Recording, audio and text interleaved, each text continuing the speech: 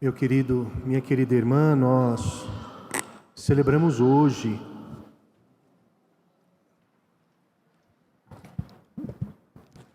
o dia de Pentecostes, a vinda do Espírito Santo sobre a igreja. E com esta solenidade encerramos o tempo litúrgico da Páscoa. Amanhã retomaremos o tempo comum que nós suspendemos com a celebração da Quaresma. Com a celebração do dia de Pentecostes, retomamos, portanto, o tempo comum, porque encerramos o tempo da Páscoa.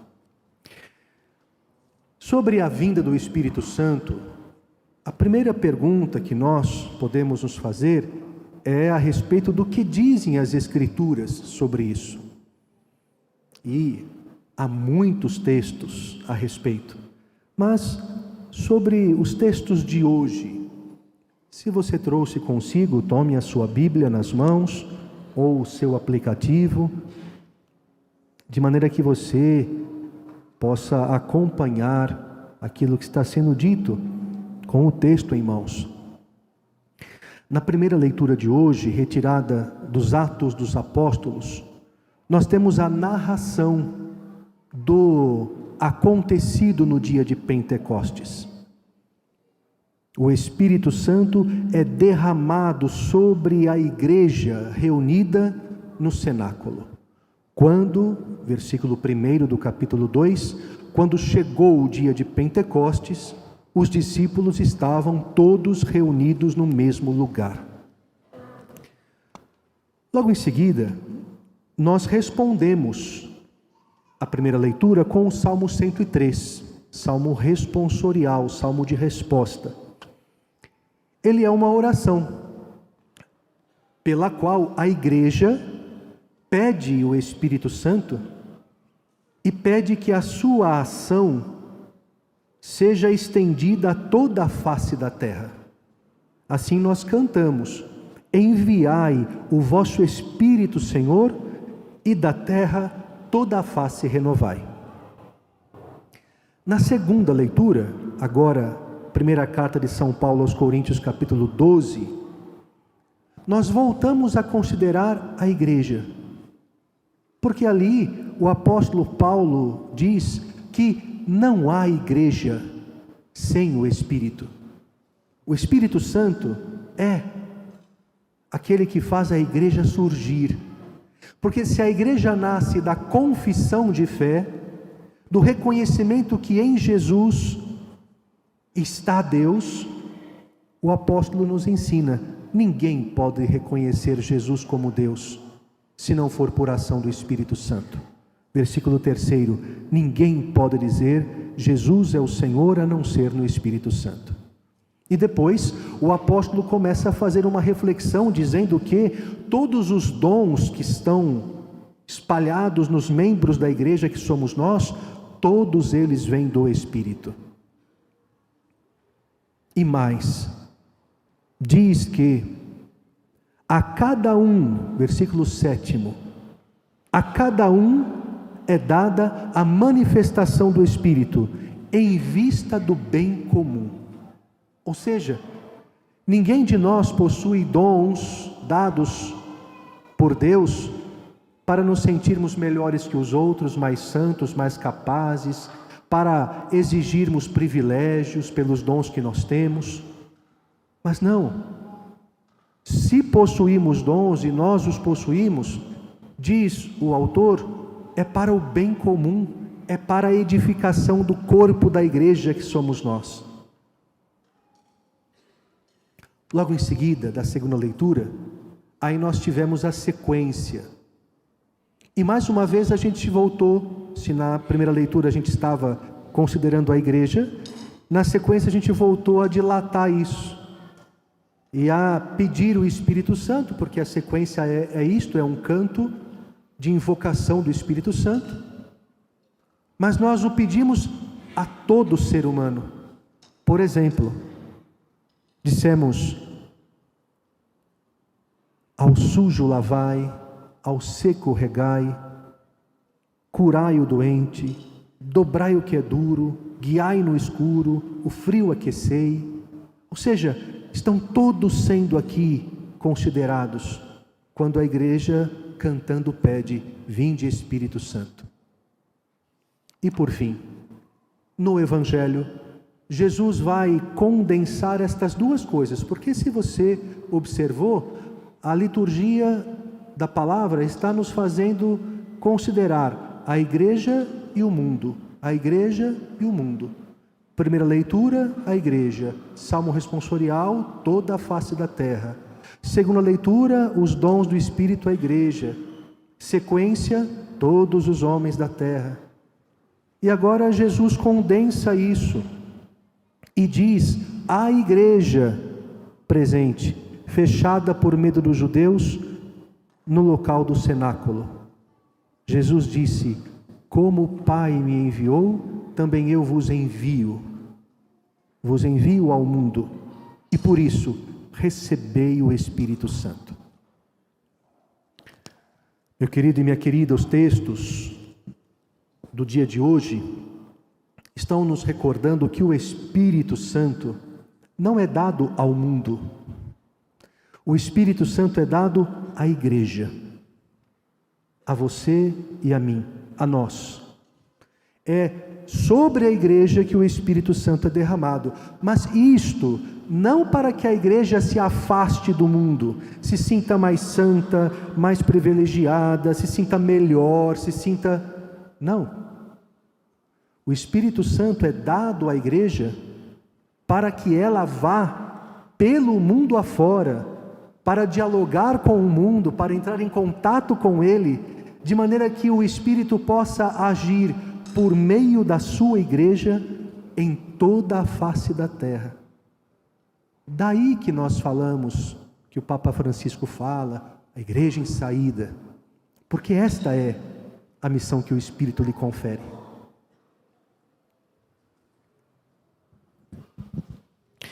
Esta é a primeira pergunta que nós fizemos aos textos. Agora cabe uma segunda pergunta, para que a gente entenda melhor o que foi dito ali. E a pergunta é: mas quem é o Espírito Santo? Ora, essa resposta, ela é uma resposta que vai resultar sempre incompleta. Por quê? Porque para responder a isso, não basta a razão e a linguagem. Elas são necessárias. É necessário refletir e pensar para responder. É necessário dizer. Mas a razão não consegue definir o Espírito de Deus. E a linguagem também não. Para tentar compreender quem Ele é, eu preciso da razão, da linguagem, e eu preciso da experiência de fé. Se eu não a tiver, eu posso ficar falando, isso não vai me fazer compreendê-lo. A experiência de fé nós estamos realizando agora aqui. Gostaria de usar um pouco da razão e da linguagem para poder nos aproximar mais e mais do mistério do Espírito Santo. A gente pode dizer assim: a Escritura mesmo define: Deus é amor. Está lá em 1 João. Então nós podemos falar assim: na semana que vem nós vamos celebrar a festa da Santíssima Trindade, da vida de Deus. Então podemos dizer assim: na vida de Deus, o Pai é o princípio do amor. Se Deus é amor, todo esse amor nasce do coração do Pai. Eternamente o Pai ama. Ele é a fonte de todo o amor. E ao amar, o Pai endereça, o Pai desdobra esse amor, o Pai derrama este amor sobre o Filho. Não é verdade que no batismo de Jesus, o Filho feito homem, se escuta do céu: este é o meu Filho amado. Escutai o que ele diz. Pois bem, o Pai ama e derrama todo o seu amor sobre o Filho, e o Filho, portanto, é o amado do Pai.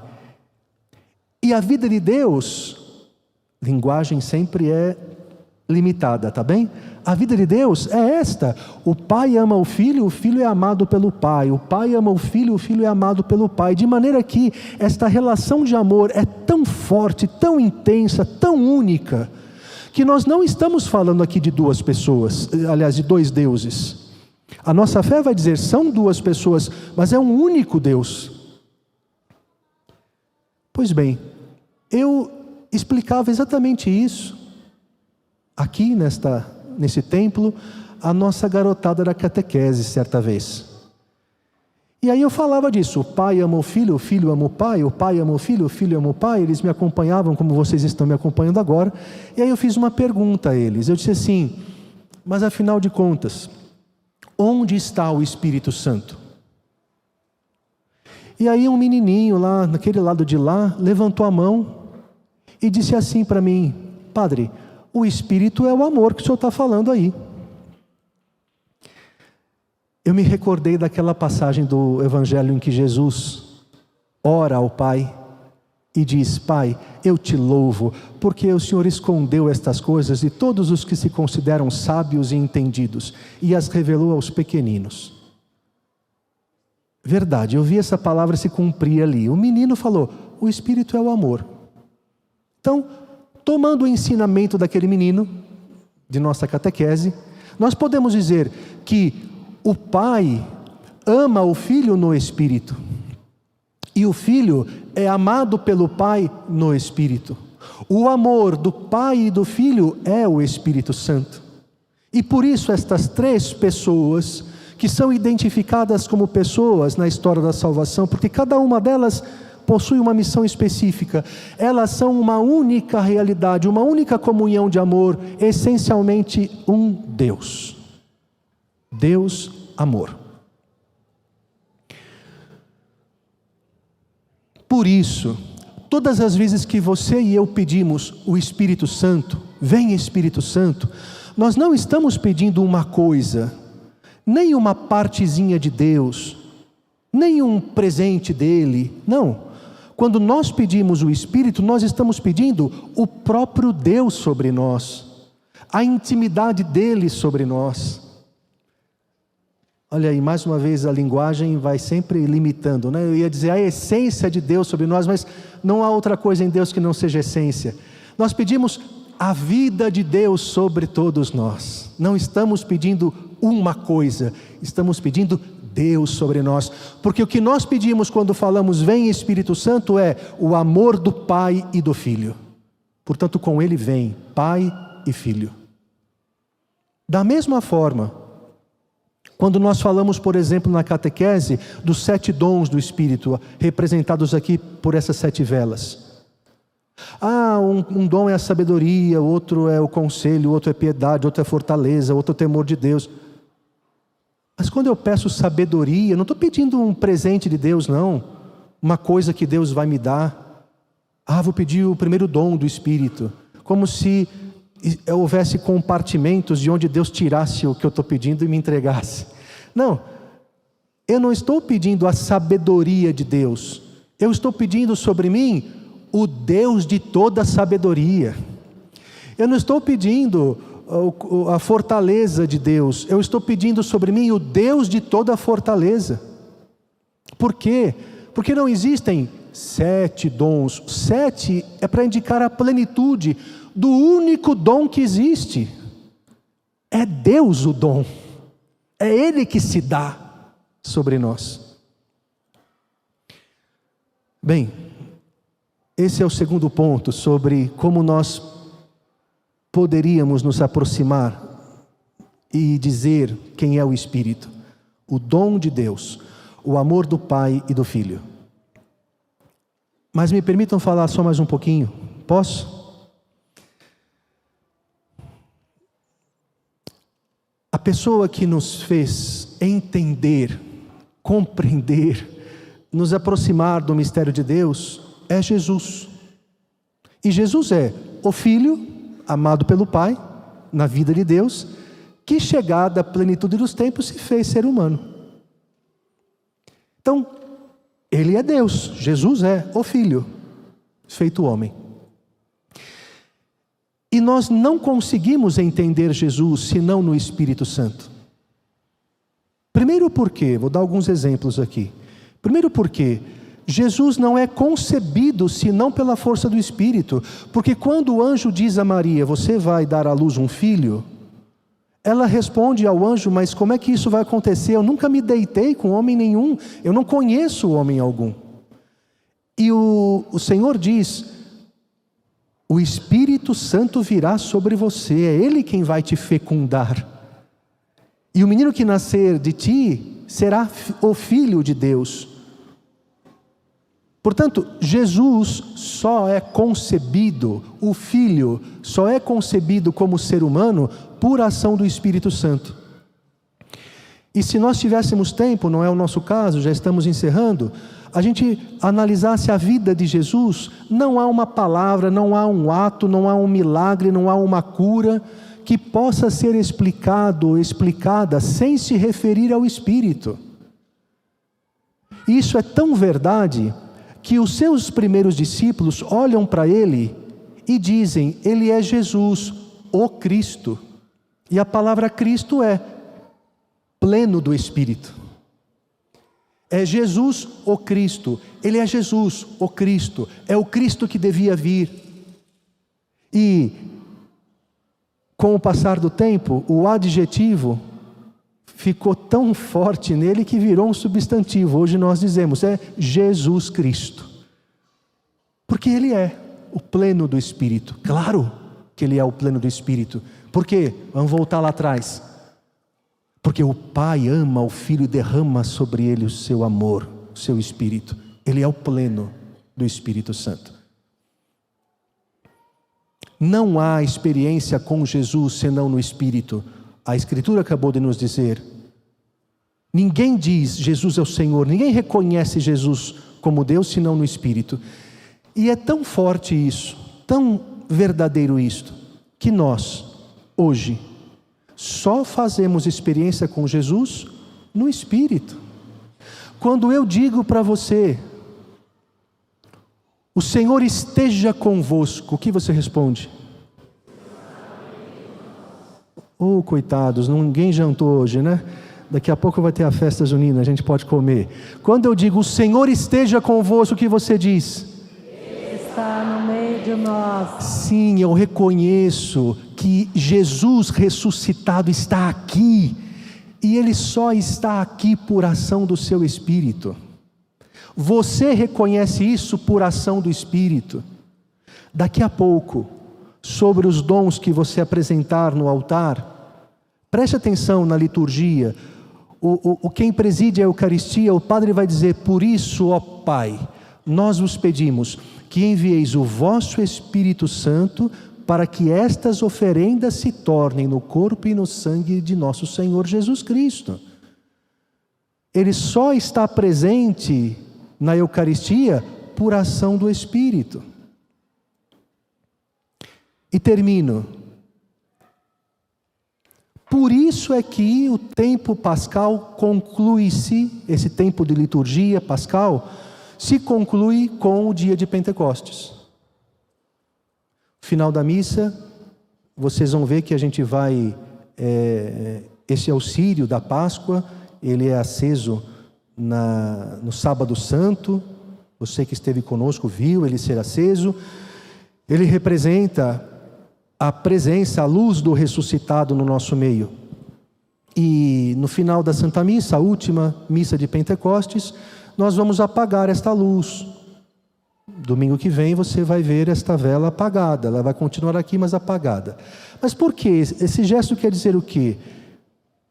Mais uma vez eu me recordo de uma criança que eu batizei já com uma idade avançada, não aqui, numa outra paróquia, e o rito do batismo tem o momento da vela, né? Que você acende a vela.